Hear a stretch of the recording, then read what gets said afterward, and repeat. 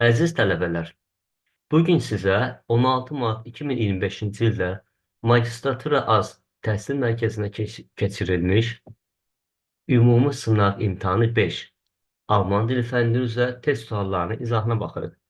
Dinləmə mətninə başlayırıq.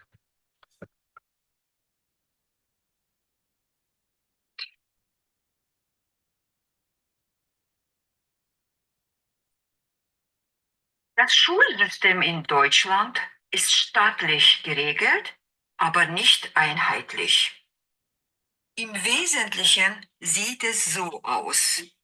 In Deutschland beginnt die Schulpflicht im Alter von 6 Jahren und endet mit 18. Alle Kinder müssen mindestens 9 Jahre lang in die Schule gehen. Zuerst gehen die Schüler in die Grundschule. Dort müssen sie 4 Jahre lernen. Die Grundschule ist für alle gleich. Dann können die Kinder 3 verschiedene Bildungswege auswählen. Nach der Grundschule können die Kinder 5 Jahre die Hauptschule und danach noch 3 Jahre eine Berufsschule besuchen. Oder sie können 6 Jahre die Realschule besuchen, anschließend vielleicht noch 2 Jahre eine Fachoberschule. Der dritte Bildungsweg führt ins Gymnasium, wo man 9 Jahre lang lernen muss. Nach dem Abitur im Gymnasium kann man an einer Universität oder Hochschule studieren. Die Bildungswege in der Bundesrepublik sind nicht überall absolut gleich. Alle Schultypen sind nicht unter einem Dach. In manchen Schulen können die Schüler den Bildungsweg leicht wechseln. Entscheidend sind dabei die Leistungen. İndi isə sualların cavablarına baxırıq. Worüber erzählt man im Text? Tekstdə söhbət nədən gelir? Über das Schulsystem in Deutschland. Almanyada məktəb sistemi haqqında. İkinci sual. Welche Variante ist nicht richtig? Diqqətli olmaq lazımdır. Burada bizdən səhv olan variant sorulur. Das Schulsystem in Deutschland ist einheitlich. Almaniyada məktəb sistemi eyni formada təşkil olunub. Eyni cür. Bu səhvdir. Hər federal əyalətə görə fərqli təşkil olunur. Was ist eine Gesamtschule? Gesamtschule dedikdə, yəni birləşik, birgə məktəb deyildikdə nə nəzərdə tutulur? Alle Schultypen sind da gesamt. Bütün məktəb tipləri burada birləşmiş formadadır. Yəni, burada bütün məktəb formaları vardır. Welche Schule dauert 6 Jahre? 6 il davam edən məktəb hansıdır? Realschule, real məktəb. Was kann man an der Universität studieren? Wann kann man an der Universität studieren? Universitetdə nə vaxt təhsil almaq mümkündür? Nach dem Abitur im Gymnasium. Sən yalnız gimnaziyanı bitirdikdən sonra universitetdə təhsil ala bilərsən. Nach dem Abitur, yəni buraxılış imtahanı və yaxud qəbul imtahanı verdikdən sonra, gimnaziyada qəbul imtahanı verdikdən sonra. Bundan sonra biz mətni oxumalıyıq. Mətnin 6.1-dən 6.4-nə qədər. Richtig oder falsch, doğrudur və yaxud da səhvdir. Suallarını tapırıq. Uniformen werden nur in der Polizei getragen. Uniforma və yaxud da forma yalnız polis əməkdaşları geyinir. Falsch, səhv variantdır. Eine Uniform hilft dabei, dass alle Mitglieder einer Gruppe gleich aussehen. Uniforma bu işlə kömək edir ki, hər hansı bir qrupun üzvləri eyni cür görünürlər. Richtig. Doğru variantdır. Uniformen werden in Schule getragen, um die Schüler zu gleichen Teilen zu zeigen und soziale Unterschiede zu verringern. Uniformalar məktəbdə onun üçün geyindilir ki, şagirdlər arasında eynilik olsun və ya ayrıseçkilik olmasın və sosial fərqlər azaldılsın. Richtig, doğru variantdır. Uniformen geben den Menschen mehr Freiheit ihre Kleidung individuell auszuwählen. Uniformla insanlara daha çox azadlıq verirlər, öz geyimlərini şəxsən özləri istədiyi formada seçsinlər. Təbii ki, falş, səhv variant. Nummer 7. Was ist ein Vorteil von Uniformen in der Schule? Məktəblərdə uniformanın müsbət cəhəti hansıdır? Vorteil müsbət cəhəti. B. Sie helfen, soziale Unterschiede zwischen den Schülern zu verringern. Onlar, yəni uniformlar, şagirdlər arasında sosial fərqin azalmasına və yaxud da ki, yox olmasına kömək edirlər. Nummer 8. Warum tragen Polizisten Uniformen? Nə üçün polislər uniform daşıyır, uniform geyinir? Ihre Zugehörigkeit zum Beruf zu zeigen. Öz sənətlərinə və yaxud öz peşələrinə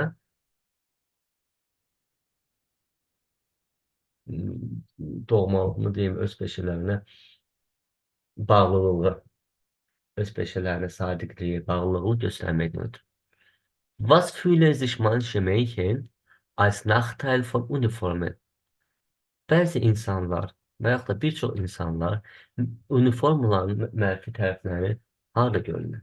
Sie fühlen sich durch Uniformen in ihrer individuellen Freiheit eingeschränkt. Onlar uniformlarda öz şəxsi azadlıqlarına məhdudlaşdırılmış kimi görürlər. Və 10-cu sual. 10-cu sualda iki doğru variant var. Welche Aussagen über Uniformen sind korrekt?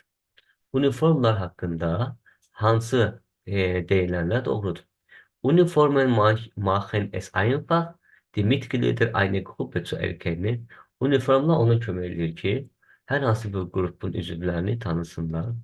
Uniformen können die persönliche Freiheit der Menschen einschränken. Uniformlar insanların şəxsi azadlıqlarına məhdudiyyət qoyur.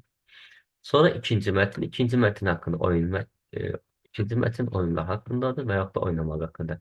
Nə üçün insanlar oyun oynayır? 11.1'den 11.4. suala üçün baxın.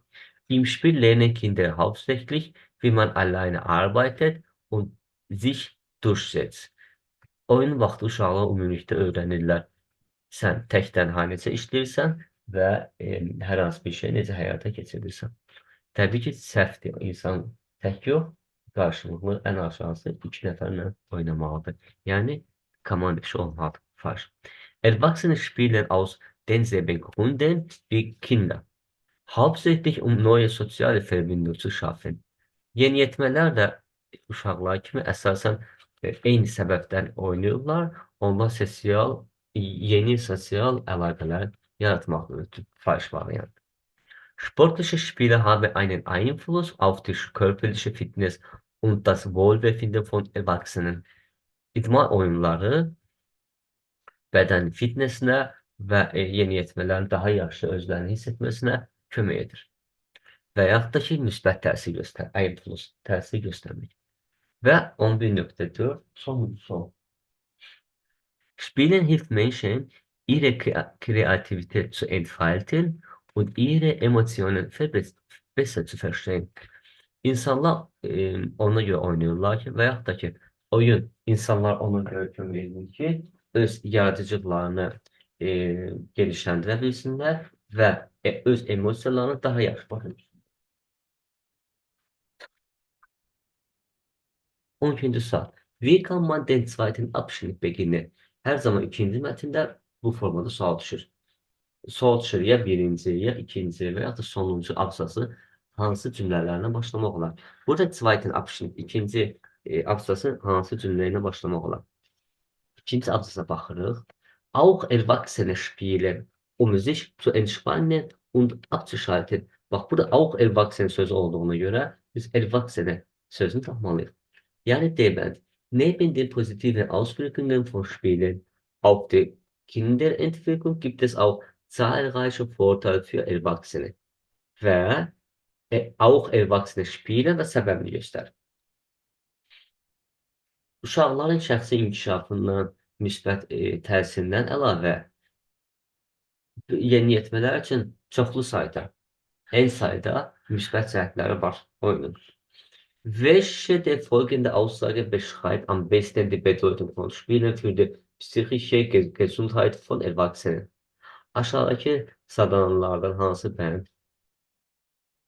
oyunların e, psixi cəhətdən sağlamlığın, yeniyetmələrin psixi cəhətdən sağlamlığına daha böyük əhəmiyyət kəsb etdiyini göstərir. Spielen fördert die geistige Entspannung und hilft beim Stressabbau.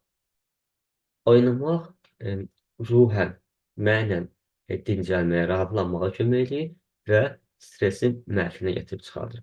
Stres abbau, stres atmaq. 14. sual. Welche der folgenden Aspekte ist ein negativer Effekt des Spielens für Kinder? Bu aşağıda verilən aspektlərdən hansı biri uşaqlar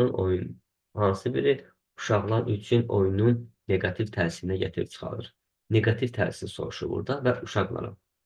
Übermäßiges Spielen kann dazu führen, dass Kinder weniger körperliche Aktivität ausüben. Həddən artıq sərhədlənmiş oyun ona gətirib çıxardır ki, uşaqlar bədən cəhətdə aktivliyini daha az məşq etmiş olarlar. Yəni, oturan yerdə oynayırlar, bədənləri az hərəkətdə olur. Və sonuncu sual. Welche der folgenden Aussagen sind richtig in Bezug auf das Spielen? Bu aşağıdakı verilənlərdən biri hansı oyunla əlaqəlidir? Spielen fördert die Kreativität und die sozialen Fähigkeiten.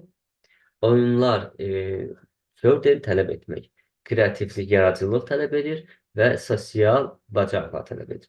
Spiele helfen, Stress abzubauen und den Geist zu entspannen.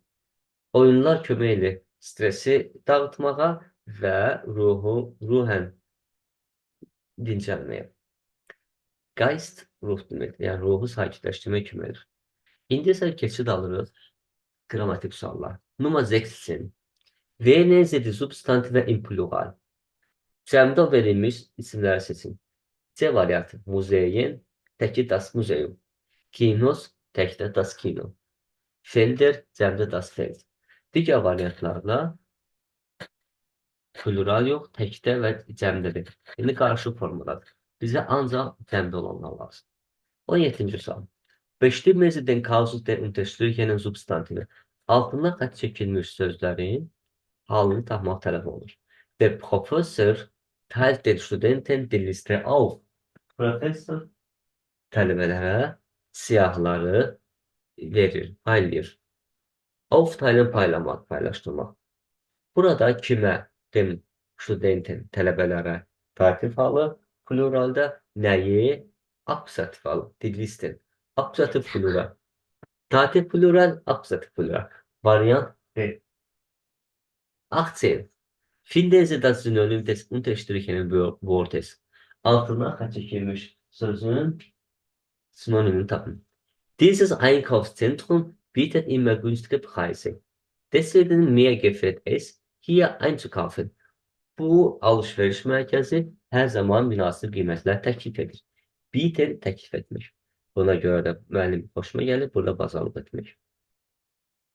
Aha, bieten vorschlagen. Yəni, E variantı. Vorsehen görmək, schlagen vurmaq, bezahlen ödəmək, vorstellen təqdim etmək. Nummer 19.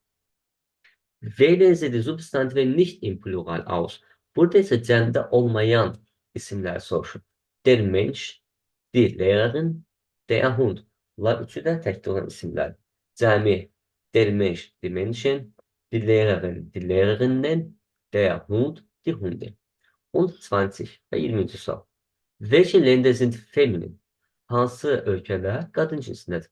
Die Türkei, die Schweiz, die Mongolay.